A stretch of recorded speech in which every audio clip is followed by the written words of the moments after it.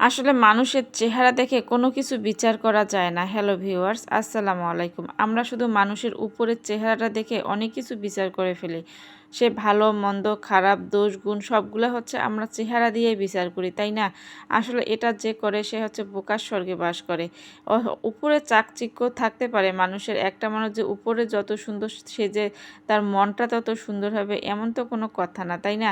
আবার অনেকে দেখা যায় যে দেখতে অনেক খারাপ কিন্তু তার মনটাও যে এত খারাপ সেটাও কিন্তু না।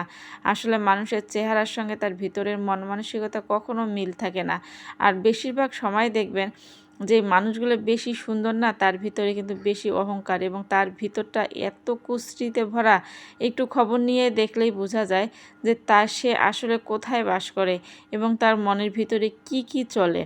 আর হচ্ছে দেখা যাবে যাদের চেহারাটা একটু খারাপ তাদেরকে একটু দেখবেন যে তার মন মানসিকতা কিন্তু অনেক ভালো হয়, ওদের সঙ্গে চলে উঠে বসে শান্তি পাওয়া যাবে।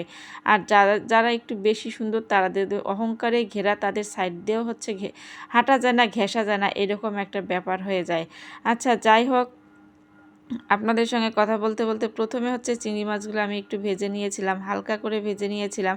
সবসময় না কাঁচা চিংড়ি মাছ খেতে কেন জানি ভালো লাগে না, মাঝে মাঝে যদি ভেজে একটু এভাবে ভুনা করি তাহলে মনে হয় যে টেস্টটা আরও দ্বিগুণ হয়ে যায়, আমার কাছে ভালো লাগে।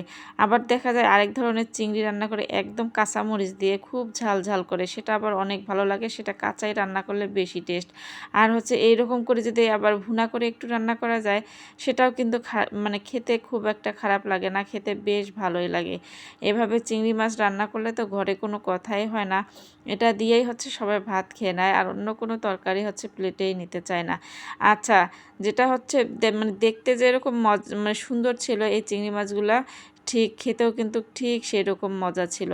আচ্ছা, এই যে এইরকম চিংড়ি মাছের কথাই আপনাদের আজকে বলতেছি, মাছ হোক আর মানুষ হোক যেটাই হোক, তাজা সুন্দর দেখে কিন্তু সবাই নিতে চায়, কিন্তু খাওয়ার সময় আর হচ্ছে মানুষের সঙ্গে উঠা বসা করার সময় না বোঝা যায় যে আসলে টেস্টটা কীরকম আর হচ্ছে মানুষটার ব্যবহারটা কীরকম। খাবারে হচ্ছে টেস্টে বোঝা যায়, আর আর মানুষের ক্ষেত্রে হচ্ছে তার ব্যবহারে বোঝা যায় আসলে তার হচ্ছে মন মানসিকতাটা কীরকম। আমরা না বুঝে না শুনে না অনেক কিছুই করে ফেলি, অনেক কিছু বলেও ফেলি। অনেকে দেখা যায় যার একটু চেহারাটা খারাপ সে হয়তো বা তাকে বলেই দিল যে কি একটা চেহারা, দেখেই বমি আসে। আসলে এই সমস্ত কথাটা না বলাটাই সব থেকে বেশি ভালো। চেহারা কারো চেহারা সে নিজে কখনো সৃষ্টি করে নেয়, কখনো সে নিজেকে তৈরি করেনি। আসলে উপরওয়ালার ইচ্ছা, মানুষকে আল্লাহ তাআলা এক একজনকে এক একভাবে সৃষ্টি করেছে, এক একজনকে এক একভাবে হচ্ছে বানিয়েছে, এই দুনিয়াতে পাঠিয়েছে। আসলে আমরা শুধু একে অপরেরটা দেখি কিন্তু নিজেরটা কখনোই দেখি না। যাক, এই সমস্ত কথা আর বলি না। তারপর হচ্ছে আলু আর পেঁয়াজ একটু হচ্ছে এখানে কষিয়ে নিচ্ছি, শাক রান্না করব, একটা আলু, পেঁয়াজ, তারপর হচ্ছে কাঁচামরিচ, রসুন দিয়ে একটু ভালো করে ভেজে নিচ্ছিলাম।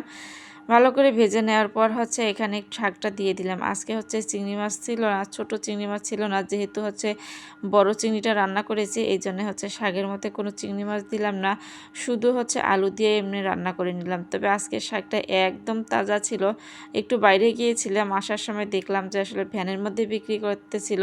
লাউ শাকের এখন বর্তমানে অনেক দাম, কিন্তু দাম হলে হবে কি, খেতেও কিন্তু বেশ ভালোই ছিল শাকটা। এ হচ্ছে অনেক তাজা, মনে হচ্ছে সকালবেলায় গাছ থেকে কেটে নিয়ে এসেছে ভ্যানওয়ালা। মানে রান্না করার সময় বুঝতে পারছিলাম যে শাকটা আজকে কতটা মজার হবে। আচ্ছা, তারপর হচ্ছে এভাবে রান্না করে নিলাম, একটু ঝোলের পানিও দিয়ে দিলাম। আজকে একটু ঝোল ঝোল করে রান্না করব, কারণ চিংড়ি মাছটা একদম ভুনা ভুনা করে রান্না করেছিলাম, তো মানে ঝোল একদমই ছিল না। এই কারণে হচ্ছে চিন্তা করলাম শাকের মধ্যে একটু হচ্ছে ঝোল রাখি। আর সেটাই বলতেছিলাম যে কারো কখনো চেহারা দেখিয়ে কারো কখনো কুটু কথা বলে হয়তো বা মন খারাপ করার কোনো দরকারই নেই। খারাপ চেহারা ভালো চেহারা সব কিছু হচ্ছে উপরওয়ালার দান।